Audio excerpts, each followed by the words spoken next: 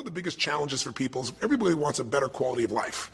Everybody wants life to be greater, but almost all of us get stuck at times where something stops us, something prevents us from doing something that we really are capable of doing.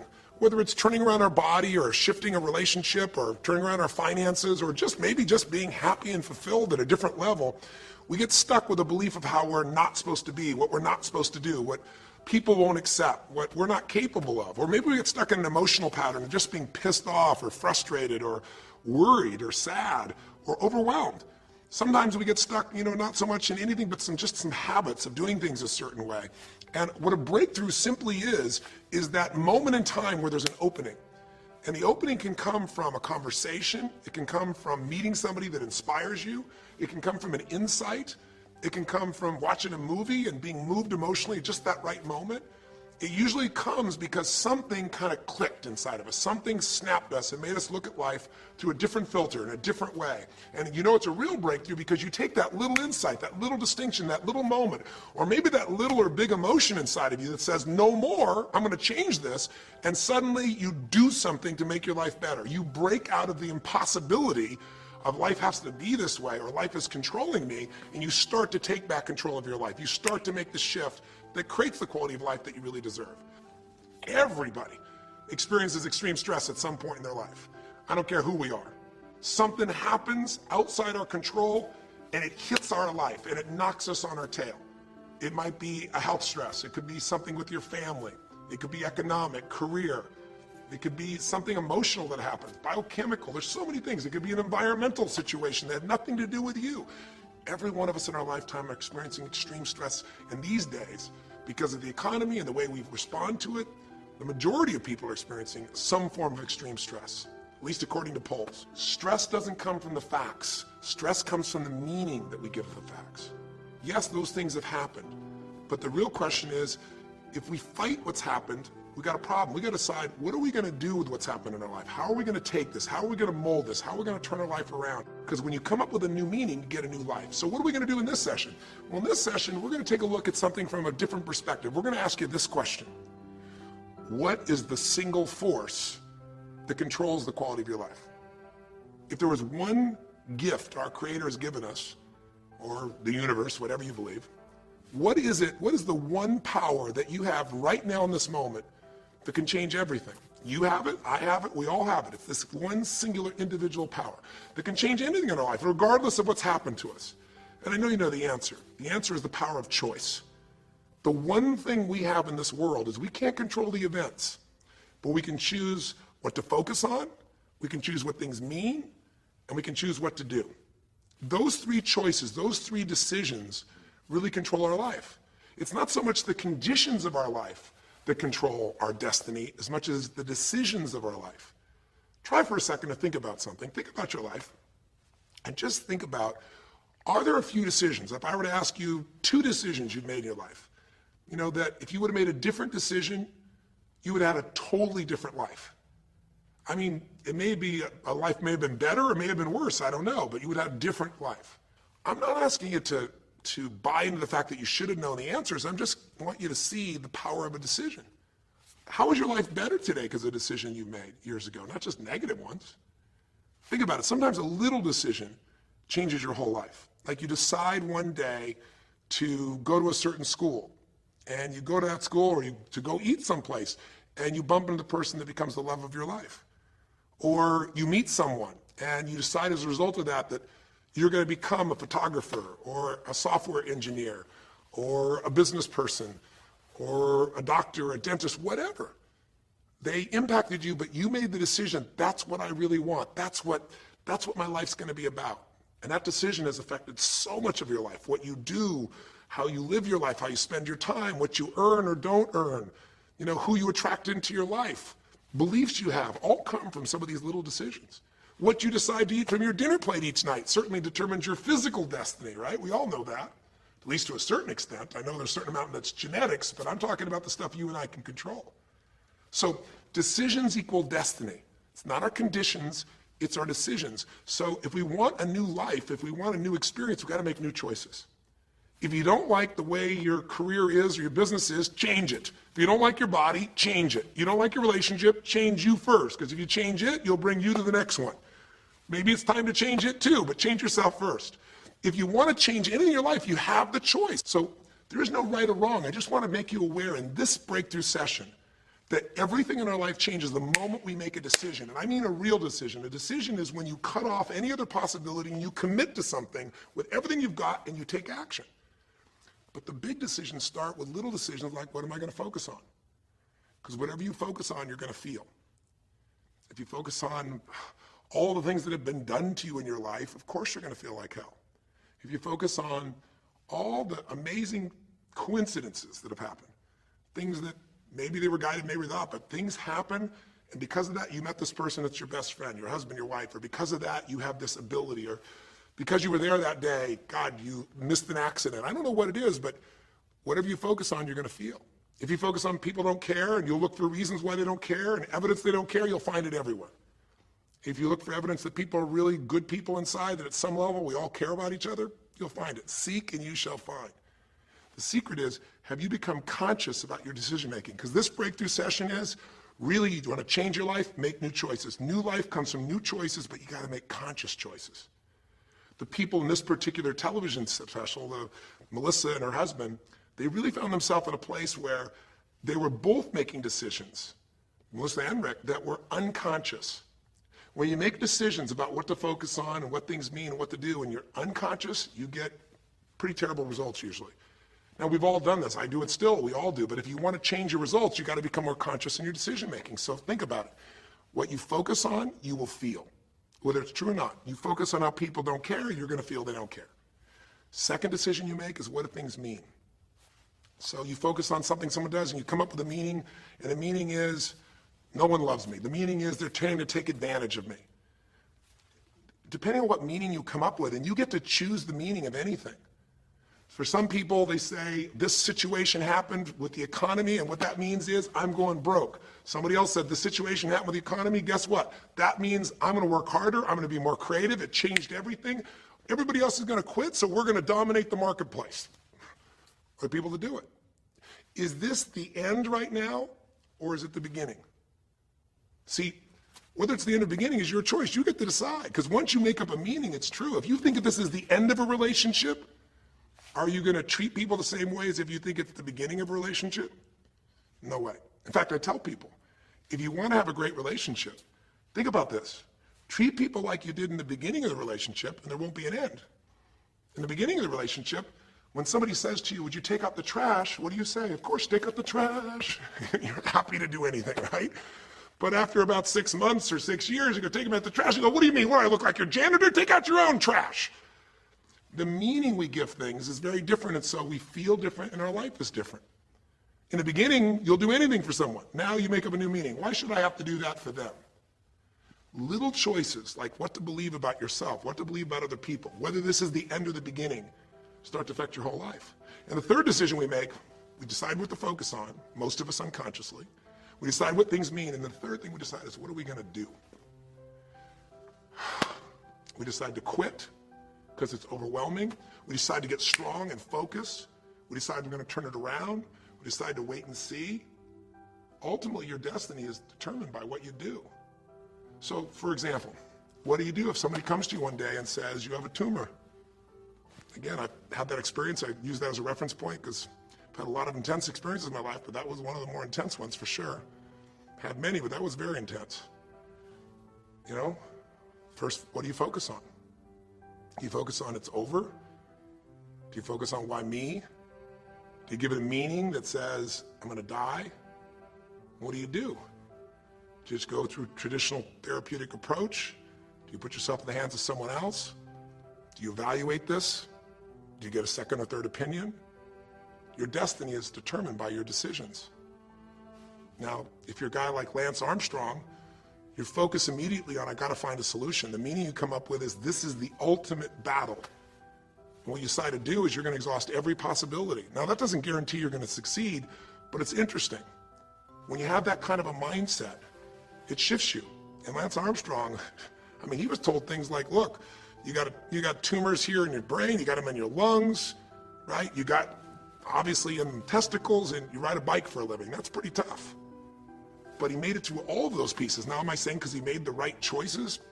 I can't tell you that. There's certainly some grace in everything. I think in life, there's three things. There's our ability to choose what we're focused on, or to commit, to get a result, to put all our intention and focus into something. There's our ability to do the right things, to have the right strategy, to execute.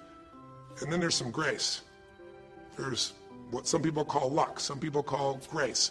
There's if you do the right things over and over again and with total focus, sometimes, you get good fortune that comes your way. And you tend to have more good fortune when you're totally focused and decisive and you take lots of action than if you kind of just sit around and accept things like that you don't have a future. But the point of the matter is, this guy turned it around. What was he like after he got through this problem? After he had his breakthrough, after he faced cancer, racing against some other guy seemed like nothing by comparison. You're not much of a competitor. I faced death. And he goes on to win Tour de France after Tour de France after Tour de France, breaking every record anyone could ever imagine. What do you do decades ago, half a century ago almost now, and someone says to you, go to the back of the bus, and you're African American? One woman just decided, you know what, you can't take my dignity from me. I can only give that up, and I don't choose to give it up, and I will not go back to the bus. The answer is no. And Rosa Parks changed an entire society. Because that day she chose to focus on something else. She gave it a different meaning. This is not a command. You do not have control over me. And she decided to fight. And she changed the direction of a country and of many other countries. She started something. We forget that you don't have to be famous to have the ability to change at least your own personal history, to change the direction we go in our life. We have the power to choose, even if you haven't before. You can finally say, no more. I won't put up with that, within myself or from anybody else. And here's what I'm going to do differently. That's where the breakthroughs really start to happen. Now the question is, why do some people stand their ground and make something change versus other people just kind of accept things? Why do some people make bold decisions and other people make decisions that are based on trying to hang on to what they've got? Well, that's a more complex question to answer than we might have in a few minutes in this one session, but it is one that I've spent my life studying. Because when you can change your decisions, you can change your life. When you can change the force that controls your decisions, you can change anything in your life. At some level, we have certain beliefs and values. But if I was going to make it simple, I'd say there's two things that determine your choices. The first thing is the state of mind and emotion you're in at that moment. Think about it. Have you ever snapped at somebody and had nothing to do with them? It was just the state you're in, right? You were frustrated, you were pissed off about something, and in that state of mind, whatever they said got interpreted to that state, and you made up a meaning like they were an irritant or they were interrupting you. They weren't. You probably felt bad afterwards. When we get in the wrong state, we make the wrong decisions. When you get in a strong, empowering state, you'll make a better decision. Learning how to direct your state is a big part of what my work is with people, and it's a big part of what I do in my seminars. But the other thing that affects your decisions would be what I would call your story or your blueprint. We all have kind of a story about how our life is supposed to be. It comes from a set of life experiences, interpretations. Some people think life is all about getting theirs. Some people think life is about growing and contributing. Some people think life is about making judgments. Some people think life is about saving other people's lives. Some people think life is about being successful. Some people think God is the basis of everything, and the way to know God is to go through life in a very specific way with a set of rules, and they follow it. And that's what they believe. Whatever your story is, whatever your blueprint is just another way of saying whatever you believe is how your life is supposed to be, at some level, we either follow that blueprint or we fight it. If we follow it or we fight it, we're going to find that we're going to bump into things in life where life isn't always the same as we expect it to be or think it should be. And that's where we start to experience stress. So in this session of Breakthrough, when you watched this story and you saw Melissa, you saw the conflict between what she desired most and what she feared most. I really believe life is the dance between what you desire most and fear most. That's where you find where we live our life. The dance between what you want most and what you fear most. That's where all that energy is in life. So what does she want? She wants to be famous. She wants to be able to sing and have everyone hear her voice and be able to touch everyone. She wants to contribute.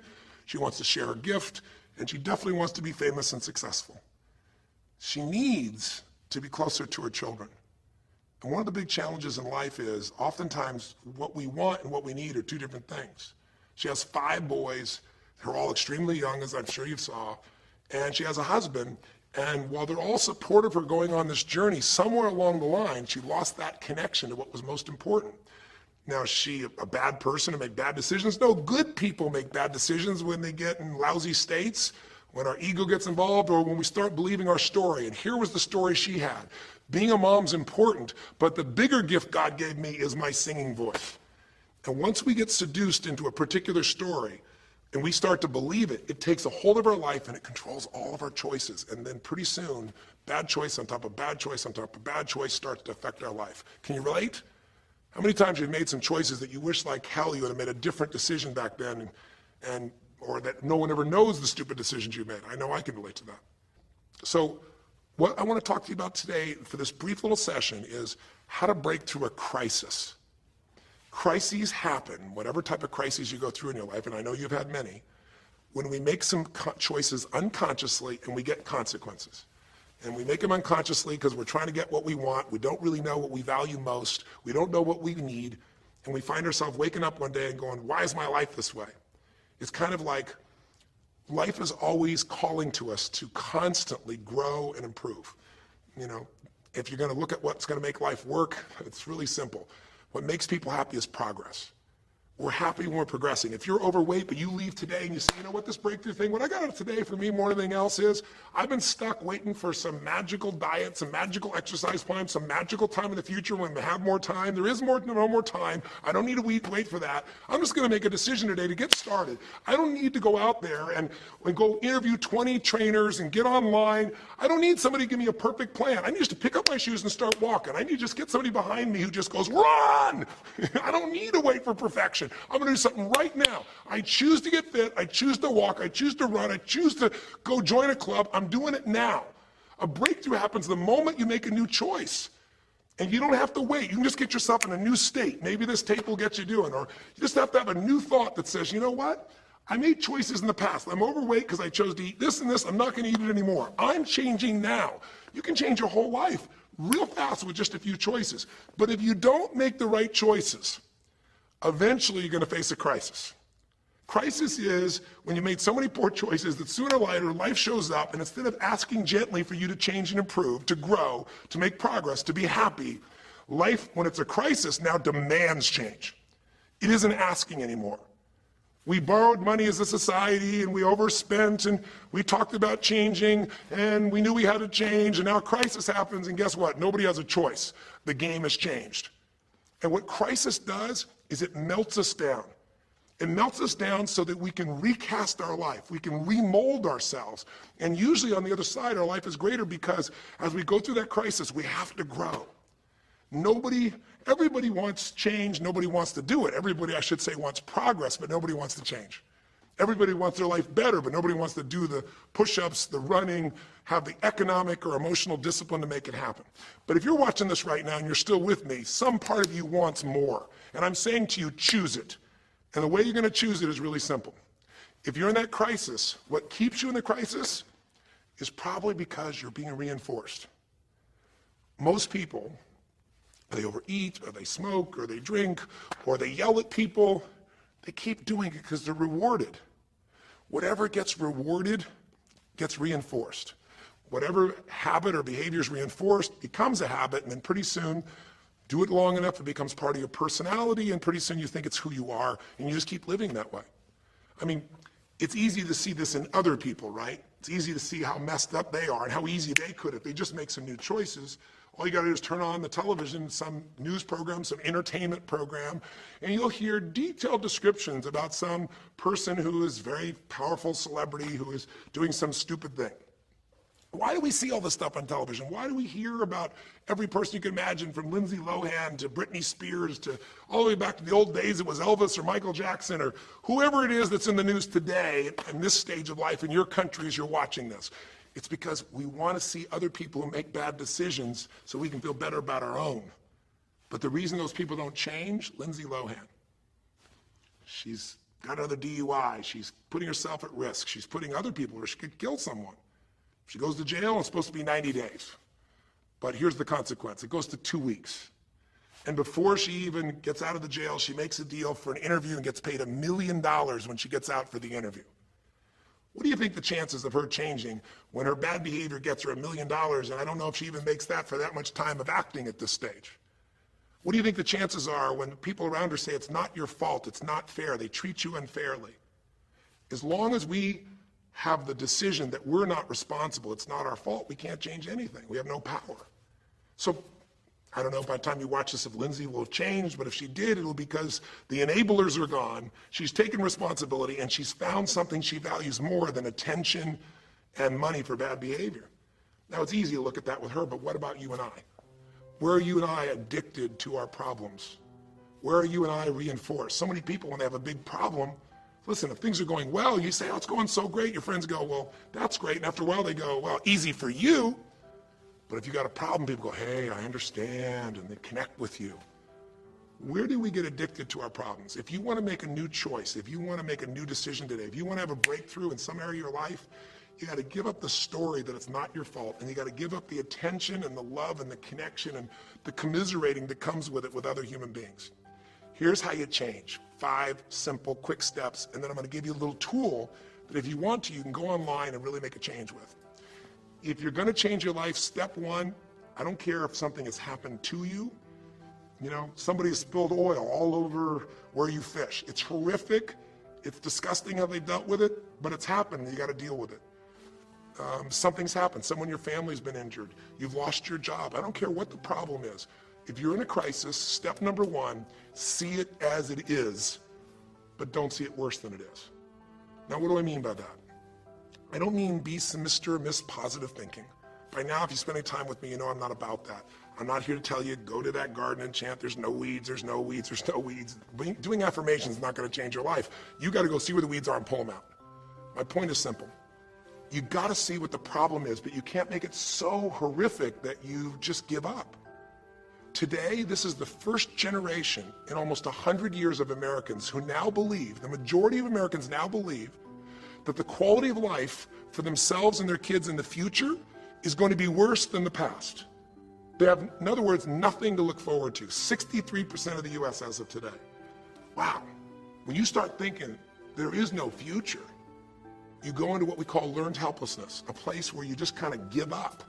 And if you get to that place of giving up, then you have no power over your life. That's when people get depressed. That's when people do crazy, stupid things. That's when people want to turn to drugs or alcohol or sometimes suicide or just total frustration and anger, and their life starts to do the opposite of a breakthrough. It becomes completely stuck and in pain or in ongoing suffering. If you and I are going to break out of that, we got to see it as it is. We're not here to be positive thinking people. You got to see what's really going on. But if you're overweight, you can't say to yourself, well, I'm big boned. That's not why you're overweight. You're overweight because you don't work out, you eat certain things, you eat Cheetos all day long, watching TV. I don't know what it is you do, but I know it's not just because you're big boned. You don't want to make it so it's outside your control or you can't change it. So see it as it is, but don't see it worse than it is so that you have no reason to try. Does that make sense? That's the first step. Step 2, get to the real truth and deal with it. Don't just see it as it is and not worse than it is. Don't just like balance it, but now get to the truth. I mean, listen, if the truth is you've been trying to get a job for 2 years and you truly have worked every day in a particular industry, and the number of jobs in that industry have shrunk down, and you really aren't getting that job, then you might have to look at the truth. The truth is you might have to retool. You might have to say, gosh, you know, the industry I'm in is gone. I mean, gross, simplistic example, but for years, vinyl records were around for 85 years. And it was a gigantic industry. And things came and went. During the vinyl record time, what happened? Well, remember those 8-track tapes? Are you ancient enough to remember those things? Maybe you know somebody who remembers those things. These big boxes, you push them in and out. Yeah, 8-tracks came and went, vinyl records were still here. And then cassette tapes came, right? And cassette tapes were smaller and more compact and more convenient and more seemingly indestructible. And they came over here and vinyl records were still selling like crazy. If you had a job in vinyl records, you kept it. But then a little thing came along called the CD. And when that happened, almost overnight, you saw an entire industry that had been around almost a century was gone. If you were the guy that worked in the vinyl record factory and knew everything about it, it was the second generation, didn't matter. It was over. And now we laugh about a CD, right? Because everything in this digital world you can have instantly. Who wants to put on a CD? Pretty rare, still available. In vinyl records, maybe there's a small market of people that are collectors, but it's gone. My point is, if you're in the vinyl record business, you got to tell yourself the truth. You got to see it as it is, not worse than it is, but you also got to get the truth and deal with it. You got to deal with the cards you're dealt. You're going to have to retool. You're going to have to change something. You might have to move. If you live in the Gulf, and I don't support anything that's happened there, who could? It's unconscionable what's happened with BP. But if you live in the Gulf and you're a third-generation fisherman, and you fish for oysters, and they're dead, you better get to the truth. Are they going to be dead for 2 years or 10 or 20 to the best of your ability? And you might say, well, I can't do anything else. I can't. I'm a third generation. This is all I know. Yes, you can. Get to the truth and deal with it. Deal with the card you dealt with. You got to deal with it, sure, I'm sure legally. But in the meantime, you got to take care of your family. I'm not saying this off the cuff easy because I've been in those situations where it's impossible, it's unjust, it's wrong, but I still got to deal with it just like you. Am I making sense? It's like, you might say, I've lived here my life. You might have to move. You might have to fish someplace else. You might have to, I know you still got to deal with all the consequences, but you got to take back control of your life. There are unjust things that happen, but you got to take control. Easy for me to say, I'm not sitting in your shoes. I get that. But who hasn't experienced some form of injustice someplace? Who's not dealt with something unfair? Who's not dealt with something that wasn't meant to be unfair, but it affected your entire life, your career, your finances, whatever? You got to tell yourself the truth, and you got to get to those dealing with the reality right now. The longer you wait, the longer the crisis will be. If you're having an economic crisis, got to deal with it. Got to downsize, right size, do whatever it takes. And I say, okay, Tony, well, so far you're telling me don't allow myself to make it so bad I don't try, see it as is, but don't make it worse than it is. And you're telling me get to the truth and deal with it. Well, that's nice, but how do I do that? Maybe the third step, more than just getting the role model, maybe to be more specific, is get a vision first. Get a vision and get strong. That's what I think your third step should be. You first tell yourself the truth. Yes, see it as it is, not worse than it is. Tell yourself the truth and deal with it. But the way to deal with it is say, what am I going to go for? There's got to be a compelling future. I got to come up with a vision for my life or a vision for my relationship. I've had terrible relationships. Nothing's worked. Tell yourself the truth. I've made poor choices, or I've told myself stories and gave myself excuses, or I've not had the courage, whatever it is. Get to the truth, and then get yourself a vision for what you do want. Because you have to have something you're going to move towards. Does that make sense? Without a vision, people perish. It says in a very good book called The Good Book. And I know there are many good books, but that's a good one to take a look at. We need something to go for. We can deal with any problem today as long as there's something that we can look for in the future that we can strive for. It'll give us the emotional and psychological fuel, the juice, to keep moving forward. So you got to come up with a vision, and a way to do that, we'll call that step 4. Get a role model. You might get the vision from a role model. You might get the vision just from coming up with a new idea. But in order to figure out how to go from where you are to where you want to be, to close the gap from where you are to where you want to be, it's best to learn by other people's experience whenever you can. So get a role model, get their strategy, and go to work. Get into action. So I'll give you an example. Years ago, when I was first starting to try to figure out how to build myself financially, I grew up at a time when, just as I was starting to do well, this big recession happened. And I remember I was like 29, 30 years old, I think, and maybe 31. And I was doing okay. And then all of a sudden, there were all these business challenges because we went through this severe recession back in those days. And I remember at the time, everybody was downsizing and freaking out. And I thought, you know what? I don't want to just settle for this. I want to find a way to do well. Who's done well in really tough times? And so I started doing my homework. And in those days, you didn't go out and use the internet the way you do today. You couldn't access all that information. We actually went to libraries and did research in traditional ways. I'm ancient enough to remember those days. And I started hearing about this man named Sir John Templeton. Very famous man. He's a man who became a multi-billionaire as an investor. He started with nothing. But what was interesting is when I started to find out about his story, because here's a guy that when he's a young man, he's called Sir John Templeton now. He was actually an American originally. And he wasn't Sir. He came from a very poor family. And he just decided that in his life, he wanted to not only do well financially, he wanted to do so well he could help other people at any level that he wanted. And today, by the way, he's passed, but before he did, he created the Templeton Fund, and he also created a fund that now delivers money, gives money each year at the Templeton Prize to people that do good spiritual works, and it's larger than the Nobel Prize, and it continues to go on. But the guy started with nothing, and here's how he did it. Listen to me now. The reason I look for him as a role model is because he made all his money in the worst of times.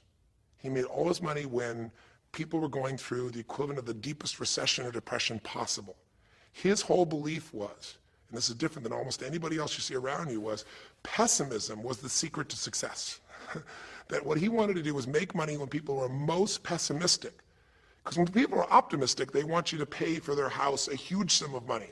But as they start getting more and more pessimistic, where pretty soon they think they can never, if the house is the worst thing to have, they'll virtually give you the house. They'll virtually give you the business. And so he made all his money starting in World War II. When the war broke out, when Hitler invaded over in Europe, he took all the money he had and borrowed a total money of $10,000, a total amount. He bought with $10,000 every stock on the New York Stock Exchange that was $1 or less that he thought might be useful, including some companies that looked like they're going to be bankrupt. But he did it when people were the most pessimistic. Because if you recall, it looked like Hitler was going to take over. It didn't look like we were all going to be the winners. It looked like Hitler was going to dominate. And when people were that scared, they would give up anything they had just to get a little bit back. And so he bought all the stock that eventually made him a multi-billionaire. He became a billionaire because after things changed, after the war, just 5 years later, and the economy started to surge, everything changed for him. Where do you think he invested next after World War II? Where was a country that was pummeled, that was down, the factories were basically turned into mud? Japan. You could buy things for pennies in Japan that would have cost you hundreds of thousands of dollars before, and he did. When everyone was most pessimistic, he went and did well. And then he sold when the 80s surged and when everybody thought Japan was the greatest country on earth and had the biggest businesses, he sold and made his maximum profit when people were overly optimistic. He did the same thing down in South America when inflation went crazy. This man spent his entire life basically having a strategy of how to succeed when everybody else was scared. I tell you that because he's a role model. What he did, how he did it, it's all in writing, it's crystal clear. You could do the same. But you won't be able to do it when you're telling yourself the sky is falling and it's over. When you see it worse than it is, you'll just give up. You won't do it if you don't tell yourself the truth is, you know what, this system isn't working. I got to do something. I got to change my finances. I got to change my job. I got to reach. If you don't tell yourself the truth and deal with the truth, the real truth, nothing's going to happen. You won't ever even think about a guy like John Templeton if you don't have a vision that says, I don't care how the environment is, I'm going to find a way to do well. And you won't do well unless you get a strategy based on a role model who's really done it. My whole thing is this: if anybody has something you want, they aren't lucky. They did something. If you model them, if you take similar steps, you can produce a similar result. Make sense? And then finally, the fifth step, look, if you're in a situation where you see it as is, but not worse than it is, if you've told yourself the truth and you dealt the cards you're dealt with and just decided you're going to change it and you're willing to do what's necessary, if you put yourself in a place where you got a new vision and you gotten yourself strong, if you got a role model and you got some strategy and you got yourself into action, step 5 is give much more than you expect to receive. Simple as that sounds, if you find a way to meet people's needs in business, in an intimate relationship, meeting your kids' needs, anybody's needs, the whole game changes. What happened here when all of a sudden, Melissa finds herself coming home and all of a sudden she finds out that while she's gone, her kids now don't want to talk to her boys, her husband has had an affair. Well, none of that could change if she would have just said, you know what, my whole life is over, I'm done. And oh, by the way, I've just lost my career too because while I'm busy trying to deal with my family, I didn't finish the record, so I lose my record deal. And oh, by the way, we don't have any financial stability, now we're losing our house. If that family would have just said it's over, if Melissa or Rick either just said it's over, it would have been over. But they told themselves the truth. We got severe problems here, but they didn't make it worse than it was. They didn't say we can't turn it around. And then they got to the truth of the infidelity, the truth of her addiction to going after fame instead of being a mom, the truth that neither one of them had been really competent at parents and had not given the energy to the kids that they deserved. The truth will set you free, but first it'll piss you off. The truth it doesn't feel good, but not feeling good is sometimes where you get your drive to change things. They started looking around and said, we don't have the skill to even manage our house, much less our finances. We got to do something different. We got to focus on our kids. We got to focus on turning things around. We got to turn our relationship around. But that wouldn't have worked unless they got a vision of starting to see, it could happen. And that's what I helped them with. I helped them get to the truth. I helped them to stop over-exaggerating. I got them to a place where they got to see that this relationship could be back alive and passionate, and that these kids deserve both their parents, and that she really could be a great mom, and that maybe in the end she could even still have her singing career and enjoy it too, that she didn't have to give it all up. And I'm really proud of her. She did it because she found a role model. She got a vision, but she got a full role model. And the man that she works with today is a man that sold, I think now 5 million or 10 million records. And most people outside the country business don't know his name. He's her mentor now. He's made music with, Willie Nelson, with just about anybody you can imagine in the business. And he's done it for all these years, but he's never left the central part of Texas because that's where his family is. And Melissa's had offers to go to Sony Red. She walked away because they said, you're gonna have to do these things without your family. She found out what was most important, and she made the decisions that met her needs to be a great mom. When you fight life and go, I should be a singer and not a mom, and you got 5 kids, you got a problem. When you fight life and say, the economy should be different, you're gonna be stressed. Deal with what is, without exaggeration, with total honesty, dealing with the cards, coming up with a vision, finding yourself a role model that shows your strategy, work your tail off, give, keep changing your approach, and you can get where you wanna go. Make sense? Now that might sound like a lot. So to get you started, here's what I'd like you to do for this session. Start out, if you want, by taking a big crisis or problem you have and going through these steps, saying, okay, what's really true? And let me exaggerate, let me stop the exaggeration. Let me not make it worse than it is. Just let's define what's true. Let's stop the story, just here's what it is. We got this much financial challenge. We got this physical challenge, whatever it is. And then go to step 2. All right, let's find out the truth. Let's get the details. Let's get the details and figure out what we're gonna do. And then here's where we're gonna go. This is where we're gonna eventually get to. It might take us longer to get where we wanna go, but we're gonna get here. Who's done it that we can model, that we can follow the steps in, who can coach us? And let's just work our tail off and change every day. But to give you a quick jump, sometimes when you're in the middle of crisis or crises, multiple crises, lots of things going on simultaneously, it feels a bit overwhelming. So, and you might not know a role model. You might say, Tony, I don't know who. Well, not hard on the internet these days to find role models, or come to an event. I can promise you we can show you plenty of role models. This is what I do for a living. But what you can do right away is you can model yourself. Think about it. Almost everyone alive has been through more than one tough time, crisis or multi-crises, where you're having a problem financially and you're having a problem with your family and you're having a health problem all simultaneously. Those are the intense ones, right? But if you're standing still today, most of us have found a way to get through it. And if you don't, you know someone who went through a tough time, a grandmother, an aunt, an uncle, somebody. The greatest way to make that change happen, when you break out of break through, you break out of a problem, you break out of a crisis, is model yourself. So we have 5 questions when you click on this link. And you can do it by video, so you can see yourself, and you can share it with other people, or you can type in the answer. I'll tell you in advance what they are, and then when I'm done here, I want you to do it right away if you would. The first question is, what's been one of the toughest times in your life? What's been one of the toughest times of your life that you did get through? Maybe it was a financial situation. Maybe it was a career situation. Again, maybe it was an intimate relationship where you were crushed. You thought you could never make it through all the pain you went through there. Maybe it was a physical challenge, a health challenge. Maybe it was a lack of confidence or ability. I don't know what it was, but what was a just incredibly tough time that you did make it through? And you're just gonna jot it down. Or you can do it in the video and just tell us, because you're not only going to get this answer, but we're going to create a community of people who will be role models, people that have been through hell and back, saying, here's where I was, here's what I got through, here's what shifted my life, here's what you can do. And we're creating this community as our gift to you, so that this isn't just a discussion that's one way. I want to do is start a conversation with you where we can help each other. So that first question is, what's a crisis? What's a challenge? What's a tough situation you eventually made through, but it really was difficult for you? Second question. You go back and you think about that situation. What pulled you through? What pulled you through that situation? What did you learn? What distinction? Or did you get a strategy? Or was it a belief? Or did you meet someone who helped you? Or was it just somehow you clicked into your faith and you kicked yourself into gear? What pulled you through those tough times? Was it a person? Was it a place? Was it an idea? Was it a distinction? Was it a belief? What was it? Share it with us. Type it down or tell us from your heart what it really was. Third question is just real quick. It's just for contrast. And the third question is, What was your life like before the crisis? Like right before all hell broke loose? Usually you'll say, oh, my life was so great, but when you go back and look at it, was it so great? Was it wonderful? Just out of curiosity, right before all hell broke loose, third question is, what was your life like right before it? And then the fourth question, what'd you do?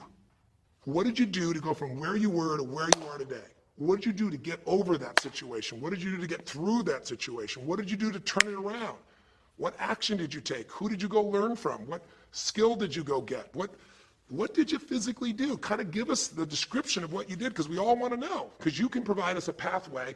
You may have been through a crisis that someone else is going through right now, and they can learn from you, because they can learn the shortcut.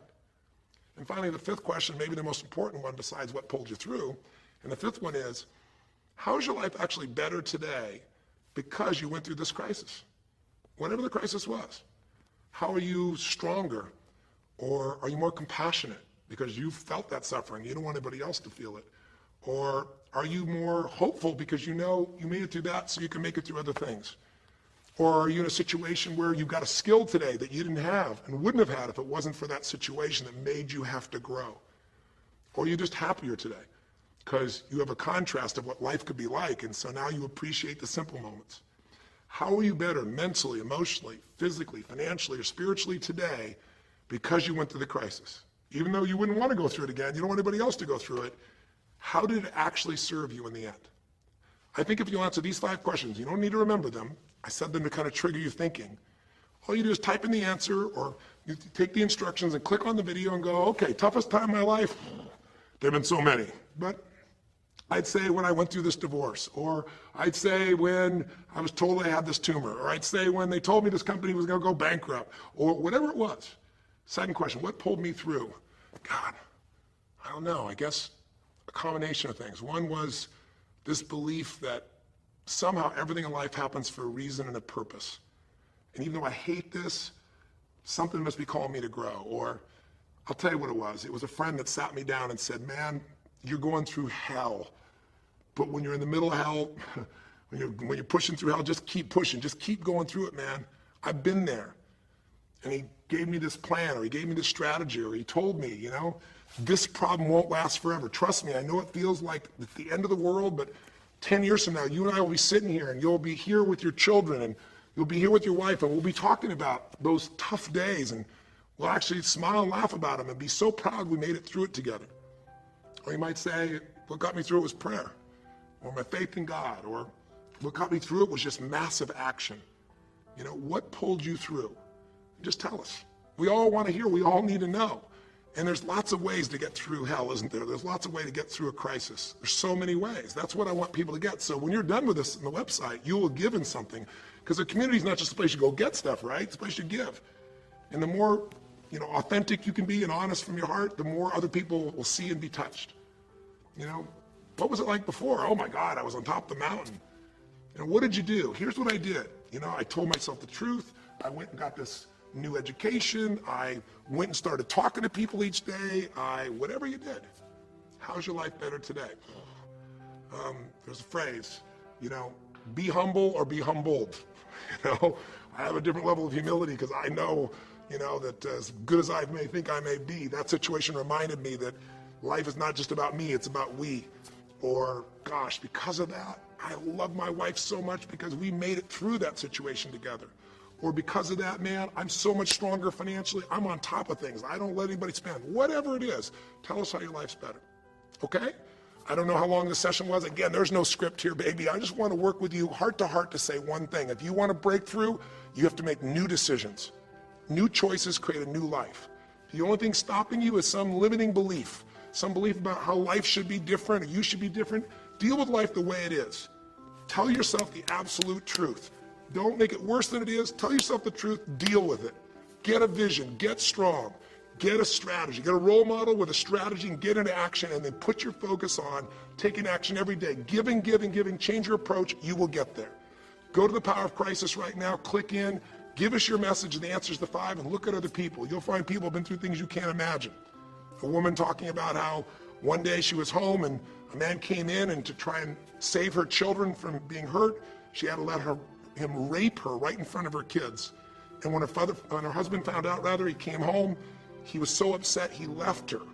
and then she developed cancer. I mean, you'll see some stories here that'll blow your mind. And today she's the most happy, incredible woman, and she's helping other people who have cancer to get through it. She's healthy and strong. Her kids are strong.